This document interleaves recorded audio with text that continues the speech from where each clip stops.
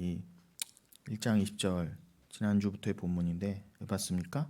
계시록 11장을 두 증인에 관한 말씀을 잘 이해하기 위해서요. 자, 두 증인은 주와 함께 한 증언을 하는 자라고 그랬습니다. 한마디로. 그래서 두 증인, 그것은 디오 마르티스에서 왔어요. 정확히는 이제 문맥적으로는 뒤신 마르티신이라고 되어 있는데 이것은 디오 둘이지만 그 하나만의 증언을 하는 한 순교자입니다. 그래서 마르티스. 왜 순교자라고요? 그 주어진 말씀 때문에 나는 내가 완전히 죽어줘도 괜찮습니다라고 하는 자기 부인의 고백을 할 수 있는 자이기 때문에 증인이라고 했습니다. 순교자라고도 합니다. 그래서 증인은 곧 순교자예요. 엊그제 이란의 그 대통령이 죽었죠. 그 헬리콥터 타고 가다가요. 그 라이시 대통령, 그 사람이 이제 이란의 그 서열 2위인데 대통령인데 2위예요. 우리나라는 서열 1위가 대통령이잖아요. 근데 거기는 조금 독특합니다. 여러분, 모든 나라가 우리나라 같은 이런 정치 체제를 갖고 있지 않습니다. 100나라면 100개의 나라가 다 달라요. 그런데 쉽게 말씀드리면은 그 라이시 대통령은 그냥 이 자기네 국내 행정만 관여할 수 있어요. 그러니까 국방과 외교에 대해서는 아무런 힘이 없습니다. 본인조차도 자기 위에 상위 권세가 허락을 해야 그 대통령 자리에 앉을 수 있어요.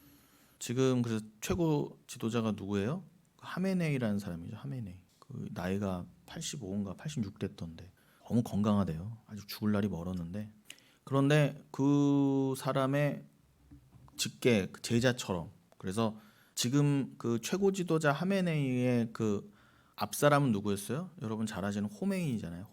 호메인이가 1대 최고 지도자고 2대 최고 지도자가 지금 하메네이입니다. 그 호메인인 여러분 1979년에 그 이란의 이슬람 혁명으로 그 팔레비 왕조가 무너지면서 원래 이란이 이런 나라가 아니었는데 너무 그 전에 왕조가 부패하고 그러다 보니까 그 왕권을 무너뜨린 것까지는 좋았는데 더한 독재를 하게 됐죠. 호메이니가. 그래서 이슬람 원리주의, 정확히 이제 시아파의 대표 주자 아닙니까? 이슬람 시아파의 원리주의를 채택해서요. 그 이맘이라고 하죠. 그 최고 지도자가 종교 지도자예요, 여러분. 우리로 치면 목사만이 그 자리에 올라갈 수 있어요. 그러니까 종교 지도자만이. 목사라고 하긴 그렇지만 걔네들로 따지면 그 종교 지도자, 그 이슬람을 가르치는 교리를 가르치는 종교 지도자만이 그 자리에 올라갈 수 있어요. 그러니까 이제 일반 정치자는 거기에 못 올라가요. 근데 그 사람이 최고 실권자예요. 그러니까 여러분 그 사람들은 정치와 종교가 하나입니다. 우리나라는 엄연히 분리돼 있잖아요. 종교와 행정이 그 권력이 국가 권력이. 근데 걔네는 원리주의이기 때문에 이슬람 최고 지도자가 국가를 다스려요. 법입니다. 그 사람이 대통령 지명할 수 있어요. 그 대통령 지명했던 사람이 지금 라이시 죽은 사람인데 그 사람이 이제 3대 그 최고 지도자가 될 그 예정 거의 뭐 100%딱 정해진 건 아니었지만 사람들이 다 큰 이변이 없는 한 그 라이시 대통령이 3대 최고 지도자가 될 것이다라고 아무도 의심하지 않았는데 그 사람이 딱 죽어버렸어요. 엊그제. 참 사람의 목숨이란 건 아무튼 제가 왜 이 말씀 드리느냐 그 사람도 순교했대요. 순교자라고 하더라고요. 순교자. 아무데나 순교자를 갖다 붙여요. 여러분 순교란 말은 이슬람에도 갖다 씁니다. 그리고 순교란 말은 일반 단어도 있어요. 그래서 어떤 이데올로기나 어떤 집단의 이익을 위해서 죽은 자 아무나 순교자라 그래요. 그런데 여러분 늘 말씀드리지만 원래는 다 성경에서 나온 거예요. 그러니까 여러분 순교란 단어도 성경에서 뭐라고 하는지를 정확히 알아야 됩니다. 그거 알라고 이 세상에 국어사전에서 순교란 말을 주신 거예요. 걔네는 또 종교 관련 대통령이어도 그 이슬람 원리주의자 선생이었으니까 그 사람도 가다가 악천후로 죽었던 뭘로 죽었던 그냥 자기네 실수로 죽었던 헬리콥터가 되게 오래됐대잖아요. 경제 제재 때문에 오래된 걸 탈 수밖에 없었는데 거기서 왜 악천후에 그걸 강행했냐 그건 아무도 모르지만 그 아제르바이잔 쪽 있잖아요. 거기가 지금의 어디냐 터키 바로 옆입니다. 터키와 카스피의 사이. 그러니까 이란으로 치면은 서북부죠. 이렇게 유브라 대강 위쪽으로 서쪽 위쪽으로 거기 갔다가 굉장히 안개도 심하고 그랬는데 돌아오다가 떨어져 죽었더라고요. 세대가 갔는데 하필이면 대통령이 탄 것만 똑 떨어졌어. 뭐 하나님 뜻이 어디 있는지 모르겠지만 아무튼 그렇게 했는데 그건 순교한 거 아닙니다. 성경으로 따지면 그건 순교한 게 아니에요. 이 말 하면 이제 저는 제가 안 유명해서 그렇지 만약에 제가 유명한 뭐 사람이었다 그러면 이란에서 저를 자객을 보내서 저를 아마 내일이라도 죽일지 몰라요. 자기네 최고 지도자와 이슬람을 모독했다는 거죠. 저는 바로 사형감이에요. 제가 유명한 사람이었으면 저는 바로 이란에 입국 이 금지는 물론이고 저는 아마 그들의 자객에 의해서 벌써 죽을 수 있는 말을 막 하예요 지금. 여러분 순교는 주의 것이에요. 순교는 인간의 것이 아닙니다. 순교는 하나님 거예요. 예수만이 하나님 앞에 유일한 순교자로 드러나시는 거예요. 그 유일한 순교자 되신 예수를 알라고 순교라는 말도 주어 보신 거예요. 근데 그게 헬라어로 뭐라고요? 마르티스. 그래서 그 순교자가 곧 증인이에요, 여러분. 그래서 지금 계속 두 증인에 대해서 얘기를 드리지만, 그러니까 여러분, 우린 다 증인이라면서요. 지금 계시록 11장에 두 증인은 여러분 얘기라고 누누이 말씀드렸습니다. 두 증인은 교회 얘기다. 그럼 우리도 여러분 순교해야 되는 뜻이에요. 근데 원래는 순교는 우리 게 아니었습니다. 그러니 우리와 함께 증인 되신 예수와 하나 됨으로써 그 두 증인은 하나가 됨으로써 한 말씀만 받은 그도 그렇게 예수가 말씀 그 자체시니까 우리는 예수라는 그 복음 말씀만 받았잖아요. 그것 때문에 죽기로 작정된 자가 순교자예요. 영적으로는 그게 우리의 죽음, 뭐 육신적인 죽음을 넘어 자기 부인을 뜻하잖아요. 내 뜻을 다 죽여낸 것.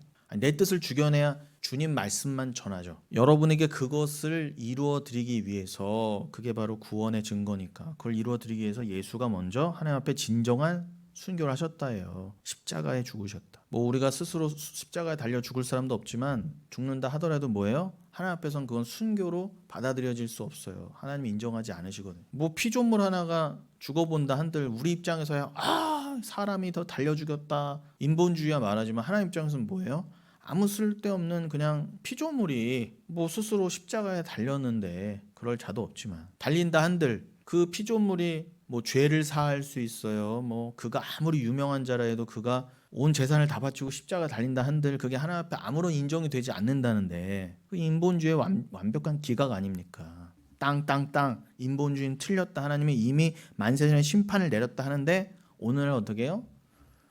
아직까지도 오늘까지도 교회 안에서까지도 뭐예요? 이 인본주의를 못 놔요. 자기 자존심을 못 내려놔요. 세상 앞에서 드러나는 나 때문에 하나님 말씀이 안 들려요. 나는 세상 앞에 이렇게 드러나고 싶은 모습이 있어요.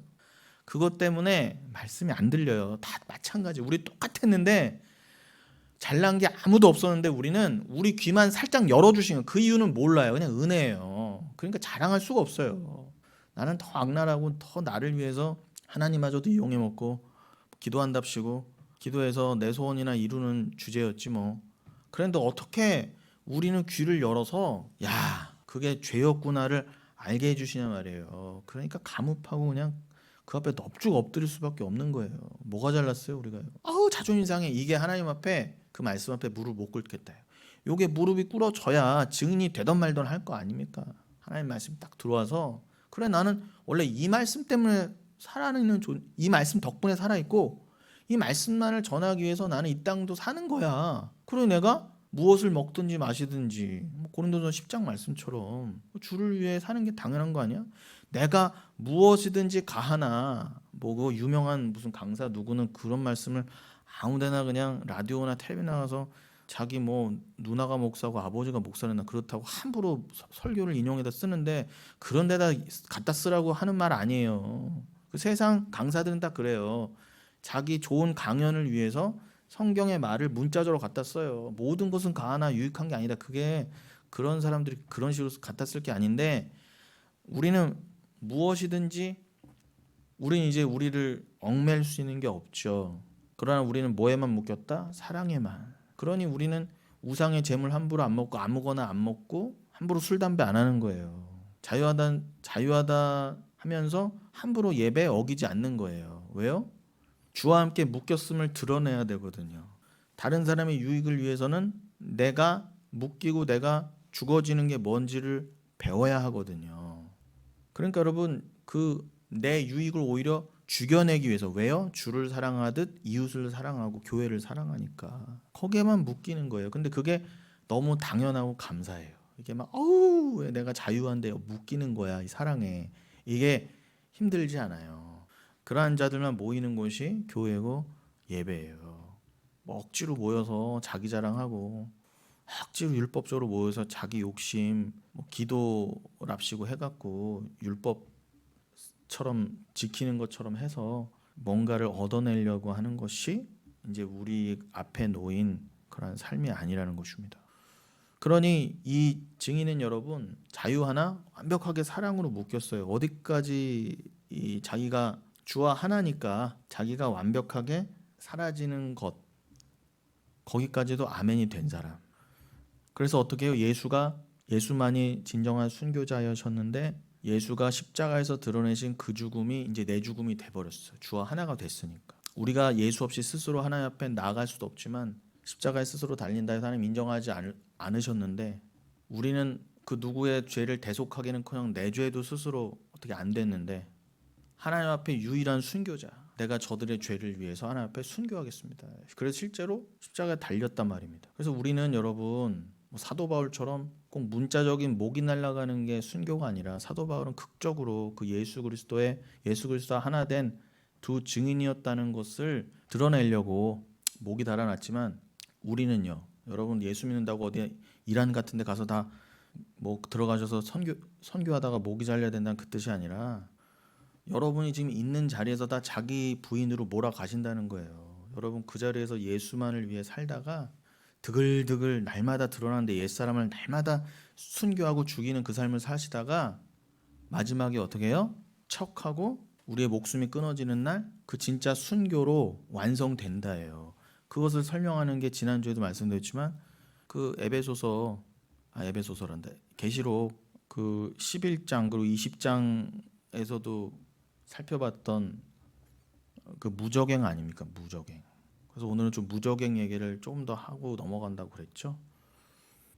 이왕 개념이 나온 김에 이때 더 좀 이렇게 해야 돼요. 우리가 시간을 또 따로 내서 할 수가 없기 때문에 어차피 두 증인을 이해하기 위해서는 지금 무저갱이라는 개념이 나오는데 그냥 넘어갈 수 없잖아요. 무저갱이라는 개념을 정확히 알아야 두 증인의 의미가 더 정확히 오는 거예요.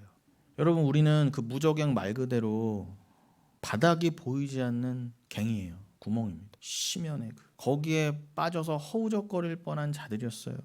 영원히 지옥을 상징하기도 하죠. 사단이 있는 곳이기도 합니다. 그럼 내가 거기 있다는 건 뭐예요? 구원받지 못한 자가 죄인이 계속 무저갱에 머문다는 건 뭐예요? 내가 사단이라는 거예요. 사단과 함께 머무는 거니까 같은 종류니까 거기 머물게 되겠죠. 근데 우리가 원래 있던 처소는 그 무저갱이었단 말입니다. 사탄과 함께. 근데 여러분은 어떻게 해서 건지셨냐는 거예요. 여러분 구멍이 밑에 바닥이 없는 물론 영적인 의미지만 밑에 바닥이 없는 그 우주보다도 깊은 곳에 떨어졌다고 한다면 여러분들은 뭐 2m, 3m짜리 구멍도 스스로 못 끼어 나오는데 어떻게 그 우주보다 깊은 그 영적으로도 심연의 그 구멍을 어떻게 기어 나와요? 기어 나올 생각조차를 못 한다니까요. 근데 주님이 예수 그리스도라고 하는 순교자 덕분에 여러분을 그 예수와 묶어서 완전히 여러분을 옛사람 옛자아를 죽이시고 예수와 순교자를 묶어주신 덕분에 하나님께서 여러분도 주 앞에서 순교한 자로 여겨주신 거예요. 그래서 부활시키셔서 무저갱도 못 나오던 주제가 어떻게 천국에 들어갔느냐. 제가 더 직관적인 표현을 쓰는 겁니다. 여러분 자존심 상해하시면 안 돼요. 주 앞에서 자존심 세울 수가 없어요. 그냥 우리는 다 그냥 그런 존재들이었습니다. 존재도 아니었어요. 존재 자체가 아니었어요. 주님이 너는 존재야 라고 해주셔야 존재인데 주님은 누구만 존재라 하신다? 영을 받은 존재만 존재라 하셔요. 여기 인두겁을 쓰고 사람처럼 보인다 해서 그를 존재라고 원래 하나님이 여겨주시지 않았어요. 근데 인본주의는 뭐예요? 자기들이 다 사람이래, 존재래요. 그래서 존재에 고민을 한대. 나는 왜 살고 어디서 왔고 어디로 가고 딴에는 고민한대. 아니에요 여러분. 그러나 답을 모르는 존재는 존재가 아니에요. 말씀을 모르면 존재도 아닙니다. 근데 오늘날은요 돈 버느라 정신없고 뭐 자기 치장하느라 정신없고 자기 자랑하느라 정신없고 SNS 하느라 정신없어서 종교 장사하고 종교 행위 하나 정신 없어서 내가 어디서 왔고 어디로 가고 왜 가는지조차도 고민조차도 안 해. 그럼 뭐예요? 답도 모르는데. 아무리 고민하던 천재들도 그렇게 고민하다가도 답을 못 얻고 다 지옥 갔다고 한다면 스스로 고민해서 얻을 수 있는 게 그 답이 아닌데, 오늘날 대부분의 인간들은 고민조차도 안 해요. 그게 사단의 전략이에요. 하나님이 시키신 거죠. 무적행을 열고 닫으실 수 있는 권세가 있는 하나님께서 사단도 부리시는 거예요. 우리가 좀 내내 2년 넘게 뭐 계시록뿐만이 아니라 수요예배뿐만 아니라 모든 말씀을 나누면서 모든 성경이 그 얘기잖아요. 하나님 다 주관하신다. 극명하게 욥기만 봐도 알지 않습니까? 너 욥 여기까지만 쳐라. 여기까지만 욥 경륜해라. 하나님 다 허락하시는 거예요. 무적행도 열고 닫으시는 분이 당연하죠. 사단은 감히 하나님 뜻을 거스를 수 없어요. 그래서 어떻게 하나님이 확 다 시험시키시는 거예요. 주일에 그 바벨론을 들어서도 이스라엘을 예루살렘을 치신 이유가 나오잖아요. 니들이 스스로 존재라고 여기고 살아가는 니들을 심판함으로써 내가 하나님 됨을 드러내리라. 그 용도예요 다. 근데 인본주의에게 용납이 안 되는 거야. 내가 왜 하나님을 위해 살아야 돼? 내가 왜 하나님의 영광을 드러내야 돼? 다 지옥입니다, 여러분. 다 지옥이에요. 무조건 지옥이에요. 그러니까 이 하나님이 사단을 들어서 확 몰아치시면서 어떻게 해요? 세상을 미혹해라 이렇게 하신 거예요. 세상을 미혹해라. 다 자기 자랑만을 위해 살도록. 앞에 있는 그냥 나 돈 내 새끼 요거에만 다. 그다음 우상 숭배잖아요. 돈 섬기고 내 자식 섬기고. 왜 섬긴다고요? 나 때문에 섬겨요. 내 자랑 때문에. 거기에다 함몰시키는 거예요. 누굴 들어서? 사단을 들어서.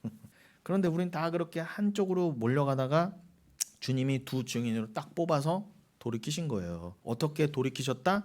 예수라고 하는 참 증인, 참 순교자와 묶어서 우리도 증인 만들어줘. 증인 마르티스가 순교자라고 했습니다. 그럼 우리는 뭐예요?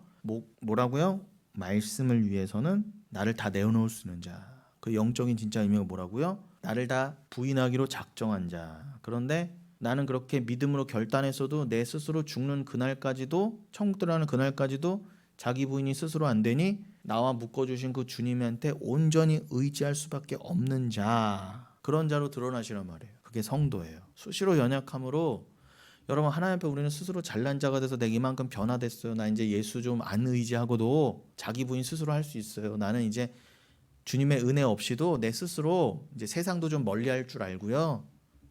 내가 수행 정진해서 난 이제 좀 근사한 사람처럼 보이고 세상 욕심 좀 없는 사람이 됐어요 라고 쇼하는 게 기독교가 아니라는 거예요. 그건 쇼예요, 쇼. 여러분 안 된다니까요. 마음은요.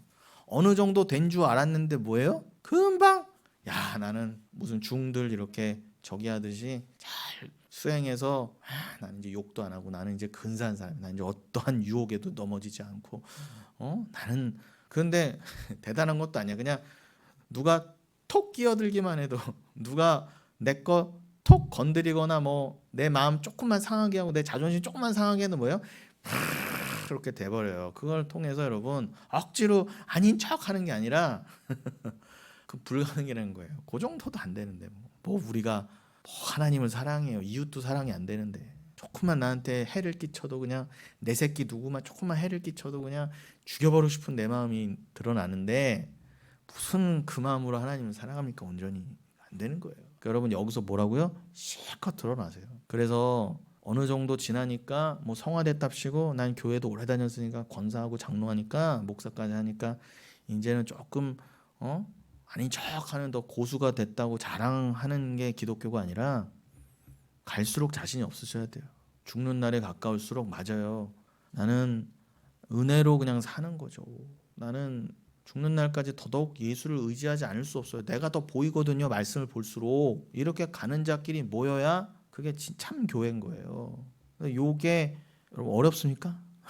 말씀이 통한 자들은 전혀 어려운 얘기가 아니에요. 근데 이 얘기를 전하면 가짜들은 뭐예요? 어렵다 그래요. 그게 여러분 지식적으로 쉽고 어려운 문제가 아니에요. 이게 지금 이건 초등학생도 들을 수 있는 얘기예요. 제가 뭐 어려운 말을 쓰니까 뭐합니까? 근데 이거는 쉽고 어려운 문제가 아니라 안 받아들여지는 거예요. 안 받아들여져. 귀가 안 열리는 거 어떡합니까? 어떡합니까? 그러니까 이건 쉽고 어려운 문제가 아니에요. 자, 그래서 그 증언을 마칠 때 이게 계시록 20장 7절, 계시록 11장 7절이었죠. 그 두 증인이 그 증언을 마칠 때에 에녹을 생각하셔도 돼요. 에녹이 하나님과 동행하다가 훅 승천했어. 그거는 단순히 문자적인 승천의 모습이 아니라 에녹 부러워하실 거 없습니다, 여러분. 내가 이미 주와 함께 하나 됐다 믿어지는 자는요 이미 부활이기 때문에 에녹이 안 부러워요. 내가 에녹이거든요. 에녹이 몇 년을 살다 갔어요? 365년. 당시에는요 절명한 거예요. 단명한 거예요. 남들 900살씩 살 때 3분의 1밖에 못 살았어요. 재수없는 삶이었단 말이에요. 그런데 하나님은 그 인생을 가장 복되다 그랬어요. 그러니까 여러분 겉으로 드러나는 게 복이 아닙니다. 그 에녹은 여러분 365년 즉 우리의 인생을 상징하잖아요. 365년이라고 하니까 하나님이 일부러 365년을 그렇게 이 땅에 살게 하신 거예요. 이 땅에서 그래 종말을 늘 품었어요. 아들 이름도 무두셀라로 줬잖아요. 종말이 담겨 있잖아요. 그 아들 이름에. 또 자세한 얘기는 시간이 없으니까 생략하고. 아무튼 종말을 깨달은 자는요, 여러분. 이미 나에겐 심판이 일어났다. 이미 나에겐 천국이다. 이 땅에서 삶이 나의 삶의 목적이 아니다. 나는 이 세상에 언제군 빨리 손 털고 가야 되는 거야. 나는 여기서 그저 하나님이 오늘까지만 살아라 하고 내일 죽어라 해도 아멘 하고 할렐루야 하고 갈 수 있는 자로 이미 되어버렸단 말이에요. 그러니까 여기서 뭐 366년을 살건 400년을 살건 중요하지 않아요. 그에게는 그게 전혀 중요하지 않았어요. 오히려 속히 가길 원했어요. 속히 가길. 근데 그 365년을 어떻게 해요? 야, 그러니 저는 100년도 못 살겠는데 좀 대단해. 그 당시엔 짧게 산 인생 365년이어도 저는 그 10분의 1만 좀 더 살아도 이렇게 못 살겠는데 대단한 사람이에요, 진짜. 365년을 종말의 마음을 가지고 이 말씀을 가지고 늘 동행해서 기쁘긴 하죠. 그러나 여러분 그 당시에 에녹 외에는요 승천한 자가 없었다는 건 뭐예요? 그 당시에 에녹 외에는 하나님과 동행하던 자가 없었다는 거예요. 그 말은 뭐예요? 그만큼 하나님과 동행해서 이 땅에서 하나님과 동행하다가 그 동행 그대로 천국 가는 사람은 그렇게 많지 않다는 증거예요. 정해져 있다는 거야, 극소수가. 그러니 혼자 사람들 눈에는 보이지도 않는 말씀, 보이지도 않는 하나님과 동행하면서 산다고 그래요. 그 삶이 뭐 그렇게 여기서 재밌었겠습니까, 여러분? 물론 영적으로야 기뻤지만 여러분 하나님께서 그 하나님과 동행하신 영적인 기쁨을 위해서 어떻게 해요? 여기서는요 참혹한 고난을 주셨을 거란 말입니다. 나만 말씀을 알아. 나만 주의 진정한 말씀을 알아. 그러면 세상에서는 매 순간이 고난이고 핍박이고 힘듦이에요. 그런데 하나님이 그걸 왜 허락하셨다? 거의 정신병이 걸릴 수준까지 왜 몰아가셨다? 그렇게 되어야 뭐예요? 하나님과의 그 온전한 연합, 그 부활의 완성이 너무 소원이 되고 보이진 않는 하나님이 분명히 내 안에 계시고 그 말씀과 내가 동행하고 있다는 그 즐거움을 이 땅에서 극대화시키시려고 천국 가는 소망으로 진짜 충만케 하시려고 에녹은 이 땅에서 힘들었어요. 게다가 아들 이름이 무두셀라. 완벽한 선지자의 삶이죠. 애 이름도 함부로 못 짓고 애 이름이 뭐였다? 재수없게 그 아들이 죽으면 종말이 이 말이라. 요 이름을 애 이름을 갖다 붙여놨단 말이야. 하나님 지으라고 그래서. 늘 그래 저 애가 죽으면은 종말이다라는 거를 기쁨인가 동시에 뭐예요? 여러분 자녀가 죽으면 종말이다라는 게 그게 여러분 겉으로는 얼마나 저주예요. 재수없는 이름이고요. 그런 이름 붙이고 싶으세요? 여러분 자녀에게? 왜 그렇게 하셨어요? 에녹이 우리를 대표하니까 그 자식 이름을 그렇게 붙였다는 건 뭐예요? 그 자식으로 인한 기쁨마저도 죽여내셨다는 거 하나님은요. 그러니까 여러분 우리가 하나님 앞에 뭐 내 자녀, 나의 자녀로 인한 기쁨 이런 거 여러분 하나님한테는 하나도 중요하지도 않고요. 그거는 하나님이 쓰시기 나름이에요. 근데 정말 사랑하는 자는 그렇게 사람들 눈에는 저주로 보이는 그런 모습입니다. 아이의 인생도 하나님께 차압당하고 아이의 이름 하나도 제대로 자기 마음대로 못 지었다는 건 뭐예요? 자기 자녀를 완전 하나님께 맡겼다는 거잖아요. 자기 유익으로 안 삼았다는 거잖아요. 자녀를요. 그러니 세상에 대한 모든 즐거움을 차압당하고 어떻게 해요? 자식을 볼수록 오히려 어떻게? 그래 이 자녀가 죽으면 종말이라고 하니까 또 종말의식이 고취됐어. 근데 에녹의 그 삶이 여러분 생각해 보세요. 겉으로는 슬픔이었다니까, 고난이었다니까 여러분.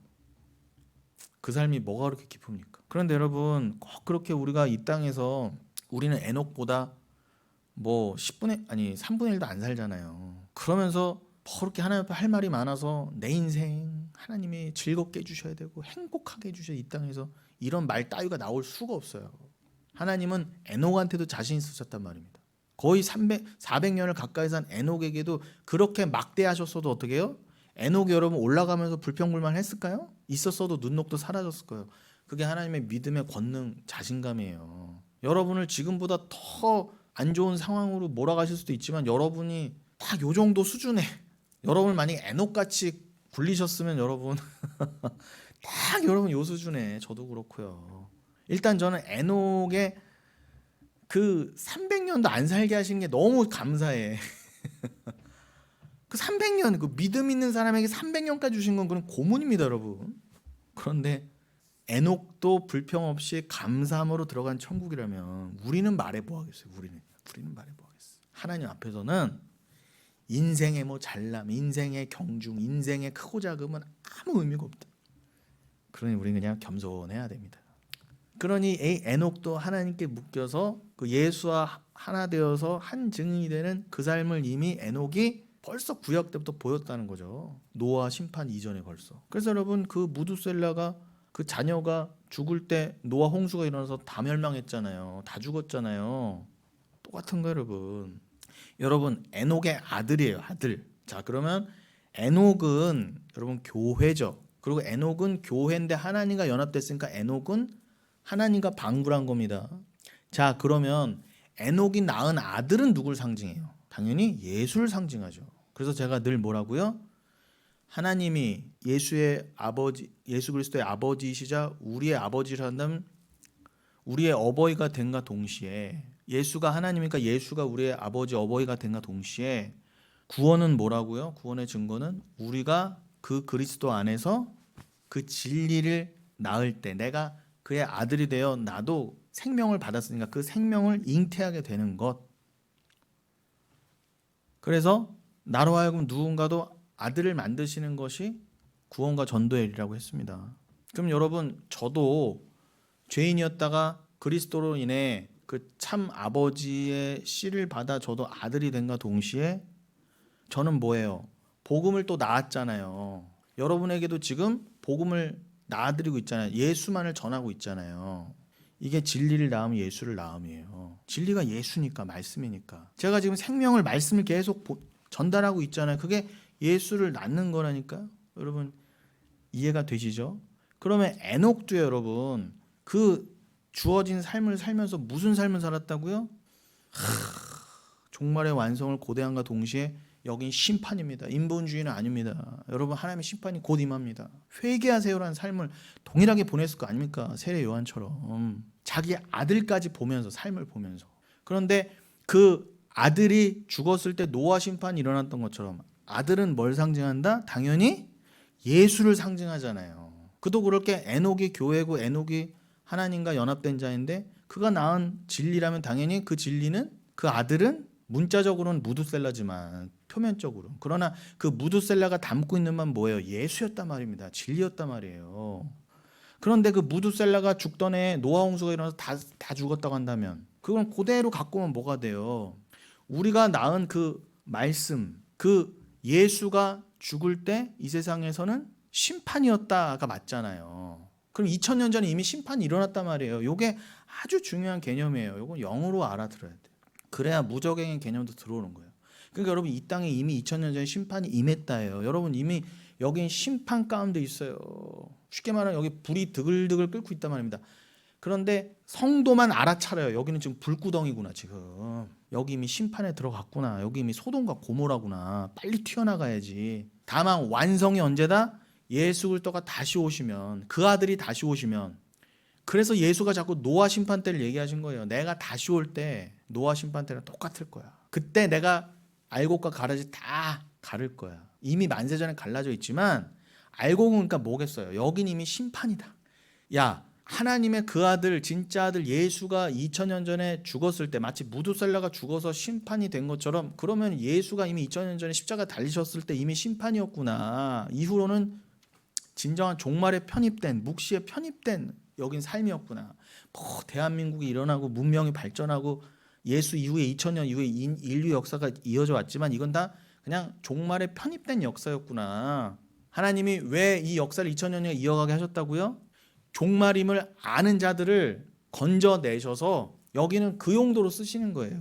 그냥 알곡을 빨리 수확해내시는 그 용도로. 오직 그리스도죠. 오직 말씀이죠. 그렇죠. 나도 진리를 낳아야죠. 나는 여기가 이제 심판인 걸 알아요. 나는 이 땅을 살지만 천국을 소망하고 살아요. 에녹처럼 그렇게 살 거예요. 라고 두 증리된 자를 열심히 길러내시고 그들을 통해 하나님의 영광을 드러내시려고 그 일이 다 끝나면요. 예수가 계시록 19장에도 나오지만 예수가 오셔서 어떻게 해요? 이제 여기에 진리가 없어. 다 진리만을 전하던 자들이 여러분을 포함해서 이제 하늘로 다 복귀했어. 싹 밀어버리신다는 거예요. 그 심판은 이미 2000년 전에 일어났는데 그 2000년 전에 이미 시작된 심판과 종말을 예수가 다시 오셔서 그냥 완성만 하실 뿐이에요. 그냥 종지부만 딱 도장만 찍어 주실 뿐이에요.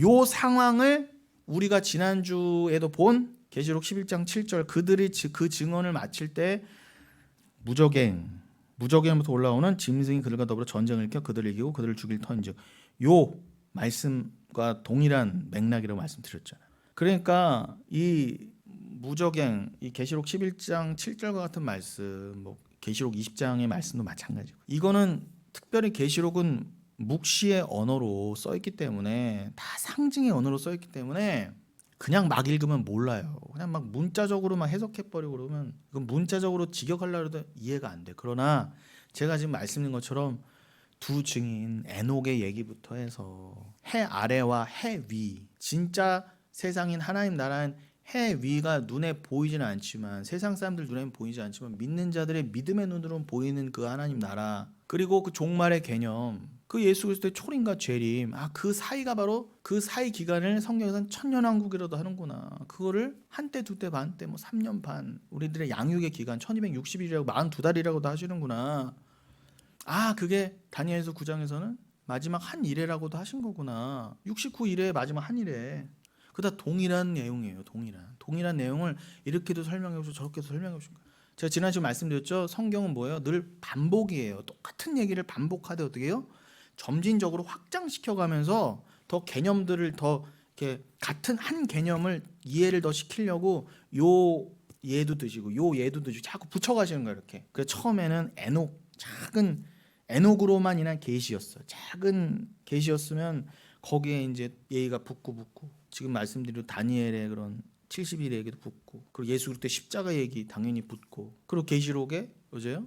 계시록도 예수 그리스도 얘기지만 계시록의 그런 환란이나 3년 반 얘기도 붙이셔서 계시의 완성을 드러내시는 거 계속 점진적으로. 근데 내용은 늘 하나란 말이에요. 다른 내용이 아니에요. 성경은 늘 예수 그리스도와 그의 나라와 심판과 종말에 관한 말씀이에요.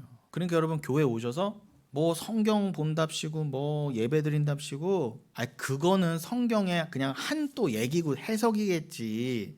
근데 나는 다른 얘기도 들려줘 하는 인간들은 다 가짜예요. 그 해주는 인간도 당연히 가짜고요. 그러니까 여러분 뭐 다른 교회 다닌다 뭐 다른 교회 설교도 듣는다 이거는 죄송한 얘기지만 구분을 못하는 거예요. 그리고 성경이 이것만 전한다는 확신이 없으니까 다른 것도 들리고 다른 것도 좋게 들리는 거예요. 그냥 여러 해석과 설교 중에 하나가 그냥 우리 교회 가르치는 말씀인 걸로 착각하는 거죠. 그러나 여러분 진짜를 알면 어떻게 다른 데를 기웃거릴 수가 있겠습니까? 그거는 아직 말씀을 모른다는 증거예요. 여러분이 진짜 생수를 어디서 목이 너무 마른 중에 막 다 똥물밖에 없는데 유일한 생수를 찾았어. 그럼 여러분 그것만 마시는 게 당연한 거 아니에요? 그런데 저물도 또 먹어보고 싶고 그건 뭐예요? 생수를 모른다는 뜻이에요. 아직 생수를 안 만났다는 뜻이에요. 그러면서 다른 물도 먹어보면서 이게 똥물인지 뭔지도 모르고 진짜 말 그대로 똥인지 된장인지도 모르고 이것도 좋고 저것도 좋다 그런 거예요. 그게 인본주의예요. 그러면서 뭐예요? 자기들도 딴소리하고 있는 주제에 자기들도 다 정통 기독교라고 하고 뭐예요? 뭐 신천지 뭐 드러난 애들만 이단이라고 정죄하고 앉았어. 제가 보기엔 생수 외에는 예수에 관한 말씀 외에는 다 이단이에요, 여러분. 다 이단. 우리나라에 뭐 드러난 이단 뭐 그 드러난 이단만도 우리나라에 가짜 예수가 제일 많다고 그래요, 세계에서. 희한한 나라예요, 우리나라. 드러난 가짜 예수가 바다 모래만큼 안 드러난 예수까지 하면 자기네들도 진짜 예수라고 착각하고 있는 그 이단까지 합하면 정말 제 머리털술보다 많을 거예요. 근데 딱 하나예요. 진리는요. 진리는 두 개일 수가 없어요. 우리 교회 말씀만 들어라, 제 말씀만 말씀이 이 뜻이 아니잖아요. 구분이 되시고 분별을 하실 수 있으면 동일한 말씀이 전해지는 교회 어디든 가셔도 상관없어요. 어디든 가셔도 상관없어. 근데 분별도 못 하는데 함부로 어딜 가시냐는 거예요, 도대체. 그게 저는 답답하다는 거예요. 자, 그 20장 7절의 그 말씀은 좀 지금의 그 설명으로 좀 대체를 하면 여러분이 잘 이해가 될 것입니다. 그러니까 이 무저갱, 하나님이 무저갱은 지옥을 상징하니까 그 아비소스, 그 바닥이 없는 심연, 그거는 하나님의 주권을 상징하기도 합니다. 하나님 지금 사단을 가둬 놓으셨다가, 그죠? 근데 하나님이 사단을 가둬 놓으셨는데 이 땅은 왜 이래요? 여러분 그걸 잘 이중적으로 읽으셔야 돼요. 그 사단이 여러분 계시록 12장에도 묘사가 되어 있지만 그 사단이 예수 그리스도의 십자가로 완벽한 결박을 이뤄냈지만, 그러나 계시록 12장의 표현으로는 뭐라고 그래요? 그 용이 하늘에서 떨어지고 나서 그 용이 어떻게 한다고 그래요? 모은다고 그러잖아요. 자기들의 수하들을 그 거짓 삼위일체를 흉내내면서 자기가 사단 대가리면 짐승 성자격으로 세우고 거짓 목사들 성령격으로 세워서 가짜 성령이죠. 가짜 영들. 그래서 열왕기 맨 마지막에도 어떻게 해요? 그 가짜 영들을, 그 가짜 목사들을 미혹해 하는 가짜 영도 하나님 보내신다 그러잖아요. 근데 하나님 다 주권하에서 허락되는 건데, 그러니까 이 큰 영적인 상황을 제발 잘 알고 나서 사단의 모습도 보시란 말이에요. 사단이 십자가에서 예수 그리스도의 십자가로 말미암아 완벽한 결박인데, 그가 하늘에서 떨어져서 어떻게 해요? 그 가짜들, 가짜 삼위일체를 이루면서 짐승들, 뭐 거짓 선지자들 모아서 어떻게 해요? 바다 모래 위에 서 있다. 그게 뭐 그 계시록 16장의 아마겟돈과도 비슷한 모습. 제가 이제 읽겠지만 그렇게 바다 모래같이 모아서, 왜 그렇게 사단이 종말이 가까울수록 왜 그렇게 걸어 모은다고요?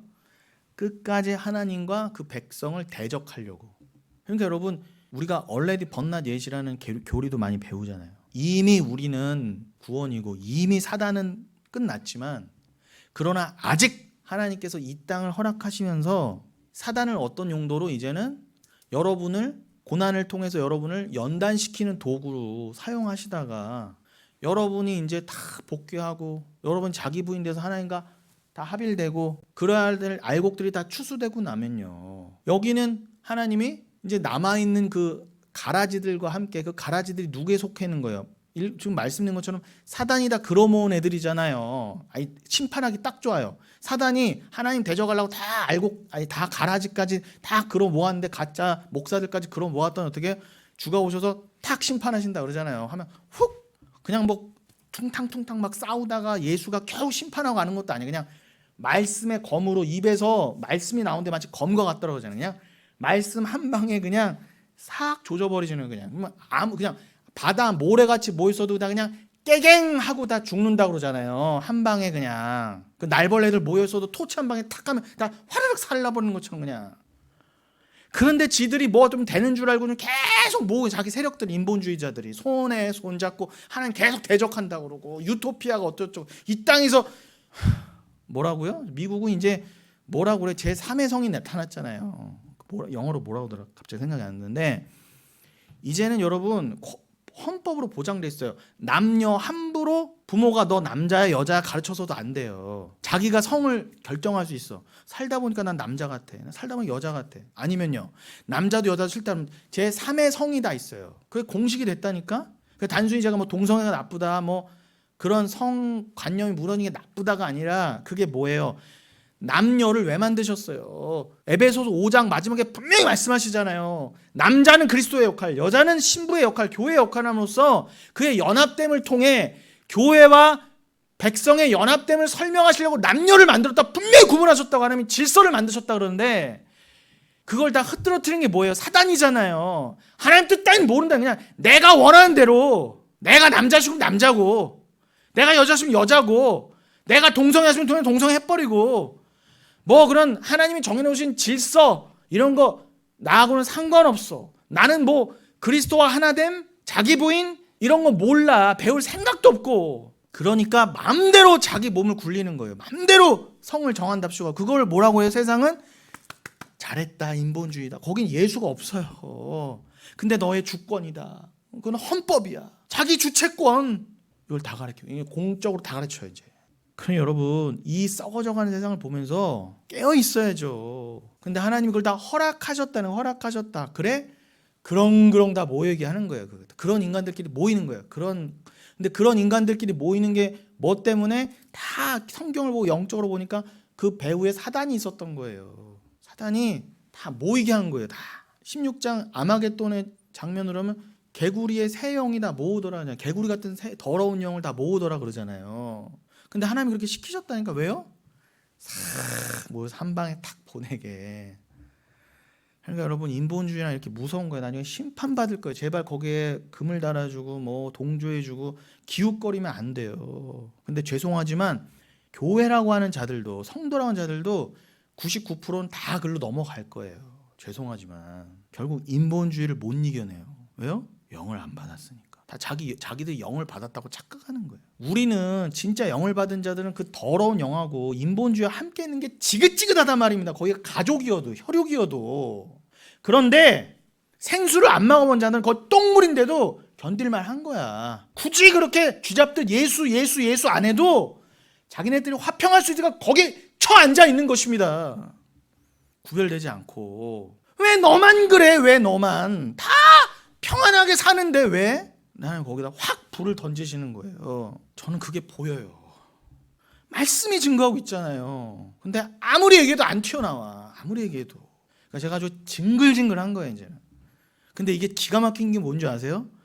야, 나는 어떻게 이걸 깨달았냐가 감사함과 동시에 뭐냐면, 대부분은 뭐예요? 안타까움과 동시에 뭐냐면, 분명히 주님이 그거 전에도 못 알아먹을 거야 대부분 했는데, 예레미야도 이사야도 에스겔도 그러잖아. 근데 왜 전하라고 하세요? 전에, 듣든지 아니든 전에. 사도 바울한테도. 그래, 우리는 그냥 전하라고 하시면 전하지만 이건 대부분이 못 알아먹을 거 알면서 전하는 이 심정을 누가 알겠냐고요. 근데 하나님이 이 땅에 반드시 역설을 두셨어요. 그게 신적 역설이에요. 아직은 어둠이 있는 곳이기 때문에, 아직 어둠을 허락하신 곳이기 때문에 이 빛을 설명하기 위해서는 아직 모형이 필요하거든요. 아직은 여긴 역설, 패러독스가 필요한 곳이에요. 그러나 천국은 패러독스가 필요 없는 곳이에요. 그러나 여기서는 뭐예요? 어둠이라고 하는 것을 통해 빛을 설명하는 패러독스, 역설이 아직은 관장하고 있는, 하나님이 그렇게 관장시켰기 때문에 전해라 그러나 못 알아먹을 거야. 이게 이성으로는 말이 안 되는데, 생각해 보세요 여러분. 근데 제가 막 애타게 막 부르짖어, 어떤 거는 인간적인 그 외침이 될 수도 있거든요. 어떨 때는. 아니 뭐 전할 때는 하나님 말씀을 치는데 누군가가 정말 막 외치는 대로 다 돌아와 막. 그럼 또 어떻게 돼요? 금방 죄인은, 야 내가 뭐 설교 좀 하나보다, 야 내가 전하는 말씀이 정말 하나님이 영광 어쩌고저쩌지만 내가 뭐 좀 되는 줄 알고 나 착각한다니까 여러분. 그러니까 뭐예요? 철저하게 선지자는 전하게 하되 선지자의 입술을 통한 돌아오는 사람을 극소수로 제한해 두시면 어떻게 해요? 이건 정말 하나님이 하시는 거구나. 야, 이건 인간의 말로 되는 게 아니고, 인간 목사 때문에 되는 게 아니구나. 우리 영혼교회도요. 소수지만 이렇게 말씀을 믿고 오시는 분들은 뭐예요? 이게 뭐 제가 잘남입니까? 제가 뭐 설교한 대로 너무 뭐 일목요연하게 설교를 뭐 기가 막히게 뭐 재밌게 잘해갖고 뭐 싹 녹여서 오는 것입니까? 아니라니까 여러분. 그렇게 되는 거면은 영혼교회는 전봉중이 드러나게 돼 있어. 저 누구누구 목사가 저 개척해서 누구누구 목사 교회다 이렇게 돼버린다니까. 오늘날은요 다 누구누구 목사 교회 그러잖아요. 다 틀렸어요 여러분. 죄송하신 거 다 하나님 끌어 모으셔서 다 한 방에 보내실 거예요. 누구누구 목사 교회가 어디 있어요 이 세상에. 미친 거예요 여러분. 근데 거기에 다 모여서 자기들끼리 그게 맞대. 개구리요 여러분. 개구리가요, 저는 개구리가 유난히 싫어요. 영적이어서 그런가 봐. 그 여러분 개구리, 황소개구리 옛날에 막 드글드글 모여서 뭐 자료화면 보셨어요? 너무 징그러워. 이게 올챙이를 낳으면은 한 마리가 수천 마리 한 번에 까. 그럼 요만한 청개구리는 그나마 나. 황소개구리 이런 거는 감당이 안 돼요. 근데 애굽의 열재앙 때 개구리 재앙이 바로 이어졌잖아요. 근데 그 개구리 재앙을 왜 두셨다? 바로 또 계시록의 16장 아마겟돈에서 개구리 같은 영들이라고 하잖아요. 개구리 자체는 뭐 그렇게 잘못한 게 없는데 개구리를 왜 그렇게 징그럽게 하셨어요? 막 그냥 막 눈은 막 무표정에 막 있는 대로 다 삼켜버리고 막 잔인하고 자기들끼리 잡아먹잖아 막. 그리고 이게 한두 마리여야지 막 수십 수천 마리가 막 한꺼번에 온다고 생각하세요. 그건 좀 재앙이라니까 진짜 지옥이에요. 근데 제가 봤을 때는 그 가짜들은 다 그 개구리 같다 그러잖아요 말씀에서요. 얼마나 징그러워요. 그러니까 제가 이렇게 징그러운가 봐. 그 안 믿는 인간들이 서로 모여 있는 게. 근데 죄송하지만 저도 그 개구리였다니까. 난 개구리 왕눈이도 아는데 어떻게 거기서 건짐을 받았지. 여러분 지금 몇 분이죠? 이제 말씀을 좀 마무리하겠습니다. 계시록 16장 12절로 16절을 보시면 제가 지금 말씀드린 아마겟돈에 관한 말씀이 있어요. 이 부분 좀 설명하고 마치겠습니다. 여러분 긴 호흡을 가지고 따라오시기 바랍니다. 이 지금 이 아마겟돈, 뭐 무기또, 그죠? 그 곡과 마곡 이렇게 다 설명이 돼야 이제 겨우 우리가 20장 8절로 그 11장 계시록 11장 8절로 넘어가는 거예요. 그래야 이제 겨우 오늘 처음에 읽은 본문이 계시록 1장이나 넘어가는데 내가 너무 지금 본문은 너무 앞서서 잡나 싶어서 오늘도 조금 마음이 그런데 그냥 큰 하나의 그 진리의 관점으로 읽으시면 뭐 본문이 오늘 뭐 계시록 1장 20절이다. 그래서 뭐 진도가 나가네 마네 이거는 의미가 없어요. 그러니까 제가 그 포인트를 잡아드리기 위해서 그냥 다 말씀이 하나입니다라는 거를 들으려고 한 거지 사실 형식상 제가 뭐 매번 본문을 잡고 장절을 읽지만 그거 중요한 건 아니에요. 진도 나가면 뭐합니까? 자 계시록 16장 12절 16절 자 그 아마겟돈을 왜 본다고요? 지금 본 우리가 무저갱이나 이런 종말에 관한 말씀을 더 잘 이해하기 위해서. 그리고 아마겟돈 하면 많이 들어보셨는데 그게 뭐야 말이죠. 여러분 만약에 누가 주변에서 아마겟돈이 성경에 나오는 말인데 아마겟돈이 뭐야? 그럼 뭐라고 하실 거예요 여러분? 잘 몰랐잖아요 우리가요 지금까지. 뭘 가르쳐주는 사람도 없고. 여러분 어려운 게 아닙니다. 겁내실 것도 아니고요. 또 여섯째 천사가 자 12절부터 읽으면 여섯째 천사가 그 대접을 큰 강 유브라데 쏟음에 강물이 말라서 동방에서 오는 왕들의 길이 예비되었더라. 이건 뭐 다음에도 자세히 말씀드리겠지만 간단히 시간상 말씀드리면 지금 여러분 이게 다 문자적인 걸 넘어서 이건 다 이게 상징적인 언어들이었습니다. 그 상징적인 잘 이해하게 하시기 위해서 하나님께서 이 땅에다가 실제로 유브라데 강, 일반적으로 사람들은 무슨 강이라고 그래요? 세계지리에서는 유프라테스 강이라고 하는 그 강을 성경에서는 유브라데 강이라고 합니다. 그 유브라데 강의 쏟음에 강물이 말라서 동방에서 오는 왕들에게 예배되었더라. 그럼 이걸 막 문자적으로 지금 유브라데 강이 어디 있어요? 유프라테스가. 제가 아까도 처음에 말씀드렸잖아요. 이란의 그 서북 쪽에 그 아제르바이잔에 뭐 대통령이 떨어져 죽었단 그 근처도 이렇게 유프라테 강이 쭉 지나요. 어디서부터 발원해서 터키서부터. 그 이란 대통령이 죽은데 바로 옆에가 터키잖아요. 그 터키서부터 이렇게 발원해서 이란 쪽으로 흘러가는 게 이란을 지나가는 게 유프라테스 강입니다. 근데 그 강이 언제부터 있었어요? 창세 때부터, 에덴 때부터 있었던 그 강이에요. 지금 정확히는 성경에 안 나오지만 추정상 분명히 그 유브라데 강하고 티그리스 강 사이 그 메소포타미아 지역에 구 에덴이 있었을 것이다 이렇게 추정을 하는데 그건 뭐 그렇게 중요한 건 아니고 아무튼 그런데 지금 여섯째 천사가 대접을 유브라데에 쏘는 데잖아요. 그래서 뭐 여러분이 막 야 이게 계시록 말씀대로 우리가 유프라테스 강에서 보자 막 천사가 나타나서 대접을 쏜다 보자 이러시면 안 돼요. 그거 정말 무식한 거예요. 그게 문자주의자들이에요. 그렇게 있는 거 아닙니다. 그 강물이 말랐다는 거 여러분 심판과 재앙의 의미죠. 이렇게 물이 말랐다, 말씀이 끊겼다의 의미기도 하고 그렇게 하면서 그 강물이 말랐다는 건 뭐예요? 그 강을 쉽게 건너서 동방에서부터 누군가 올 수 있는 길을 예비하시려고 천사를 시켜서 말리셨다는 거예요. 하나님이요. 하나님이 그 동방에서부터 어떤 영적 존재가 쉽게 올 수 있도록 유브라데 강을 말리셨다는 거예요. 천사를 시키셔갖고. 그렇다고 유브라데 강이 여러분 유브라데 강이 몇천 킬로예요. 강폭이 뭐 한강 이런 거 생각하시면 안 돼요. 엄청나게 길어요. 몇 개 나라를 걸쳐서 흐르는 게 유브라데 강이에요. 그 강이 여러분 인간적으로 뭐 댐을 좀 건설하고 뭐 가뭄 좀 왔다고 마르겠습니까? 그럴 일은 없는데 이거는 그냥 하나님이 직관적으로 설명하시는 거예요. 영적인 거를. 그걸 부어서 말렸다는 거는 하나님이 재앙을 상징함과 동시에 뭔가 동방에서 그런 하나님의 심판의 징조가 오게 하시려고. 자, 동방에서 왔다는 거는 뭐 동방박사도 그러지만 여러분 동방은 이방의 방향을 늘 상징한다고 말씀드렸죠. 죄인은 하나님의 방향인 서쪽에서 지성소의 방향 서쪽에서 늘 동쪽으로 도망 나갔잖아요. 맞죠? 그래서 이사야서 2장이나 미가서 4장의 성취를 위해서 어린 아기 예수가 태어났을 때 동방에서부터도 박사들이 온 거예요. 그들은 다 이방인들의 상징이잖아요. 점성술사들, 점치던 무당들이었다니까. 근데 그들이 빛을 보고 예수를 보고 왔다는 게 뭐예요? 우리도 저 이방 땅에서 하나님도 모르고 하나님을 안다고 해도 하나님을 점치듯 무당 섬기듯 하나님 섬겼던, 무당의 그 신을 섬겼던 우리들이 진리를 알아 주께로 돌아온다, 그 의미라고 그랬잖아요. 그런데 여러분, 이제는 심판의 때입니다. 지금 대접이 쏟아졌다는 거는 지금 그 심판 시리즈가 계시록에서는 인심판 시리즈와 나팔 심판 시리즈와 대접 심판 시리즈에다 777이에요. 근데 이제 대접까지 왔다는 건 여러분, 꼭 이게 시간적으로 뭐 끝 중에 끝이다 이런 개념보다도 제가 늘 말씀드렸죠. 이거는 반복과 확장이라고, 계시의 점진이라고.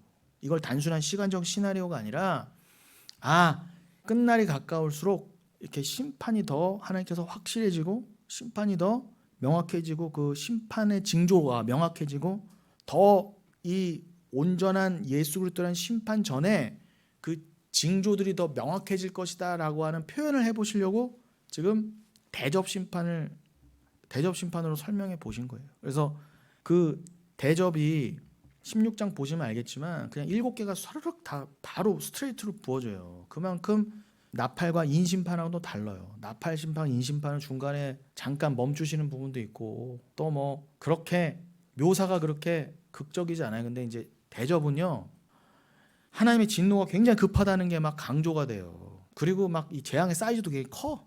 근데 이제 6번째 심판까지 왔으면, 대접까지 왔으면은 정말 이제 막장을 더 가는 거예요, 이제. 왜냐면 7번째 대접 바로 직전이니까. 그 6번째 대접을 강에 확 쏟으니까 그 강은 생명의 근원이잖아요. 그걸 쏟았다는 건 뭐예요? 이제는 다 생명의 근원을 말려버린 것 동시에 그 생명의 근원이 말려진 그 길을 통해서 동방에서부터 온다는 건 뭐예요? 그거는 하나님을 모르는 이방의 상징에 거기서 왕들이 온다는 건 뭐예요? 그 말 그대로 이방 왕, 뭐 권세자들, 예수를 모르는 자들이잖아요. 그들을 통해서 어떻게 하나님이 그런 세상 권세들이잖아요. 그 하나님과 상관없는 세상 권세를 통해 하나님이 그 역사 가운데서도 그런 존재들을 통해 이 세상을 멸하여 가실 거다. 점점 더 그 심판의 모습을 명확하게 드러내실 거다. 그 뜻 정도로 이해하시면 되겠습니다. 그러니까 지금 뭔가 하나님을 대적하고 그죠? 세상을 더 흉폭하고 강팍하게 할 수 있는 무리들이 하나님이 열어주신 길을 통해 확 몰려들어오고 있는 그런 이미지를 생각하시면 됩니다. 그러면서 제가 아까 말씀드린 13절에 연결돼요. 자, 요 이미지를 잘 연결될 겁니다. 이제 또 내가 보면 개구리 같은 새 더러운 영이 용의 입과 짐승의 입과 거짓 선지자 입에서 나오니 이렇게 돼 있죠. 그러니까 여러분 이건 용과 관련이 됐단 말이에요. 용이 모으는 세력과 관련이 있단 말이에요. 이 동방에서 오는 것들은. 여러분 이 개구리 같은 새 더러운 영이, 사람들을 미혹해하는 영이 어디서부터 나온다? 용의 입과. 용은 뭐라고 했어요? 계시록 12장에 옛뱀, 사단, 마귀라고 그랬잖아요. 그 마귀의, 사단의 입과 짐승의 입과 거짓 선지자 입에서 나온다 그래요. 여러분 하나님 성부, 성자, 성령은 왜 삼위일체예요? 주일에도 누누이 말씀드리지만 그는 삼위지만 한 말씀, 진리의 한 말씀만 말씀하시니까 하나예요. 그 성부, 성자, 성령은 하나님, 예수 그리스도, 성령은 다른 말을 하시지 않아요. 각기의 가르침이 없어요. 하나라 말입니다. 그래서 그들은 한 분 하나님이시라 그런 거예요. 세 분이지만 잘 이해하셔야 돼요. 이건 사랑이 아니고 성령이 아니면 깨달을 수 없어요. 아니 어떻게 셋이면서 하나야? 세상은 그렇게 말하거든요. 근데 죄송하지만 진짜 세상은요, 그들도 하나님을 완벽하게 패러디해서 어떻게 해요? 거짓말을 어떻게 해요? 비진리를, 같은 비진리를 말해요. 새, 용, 짐승, 거짓 목사들이요 어떻게 하나라는 거예요? 그들이 말하는 비진리도. 예수 말을 안 하니까 그건 동일하잖아요. 사단이 예수를 얘기해요. 짐승이 예수 얘기를 해요. 거짓 목사가 예수 얘기를 해요. 천국 얘기 안 하잖아요. 그들은요. 그런 면에 있어서 그들은 또 하나라는 거예요. 막 말을 쏟아내는데 결국은 뭐예요? 그들이 뭐로 공통돼요? 예수와 그 피와 그 나라와 천국은 절대 말 안 해요. 그걸로는 그들이 한통속이라는 거예요. 겉으로는 뭐 신천지의 모습, 뭐 여호와 증인의 모습, 뭐 순복 죄송합니다. 뭐 저런 모습 뭐 있지만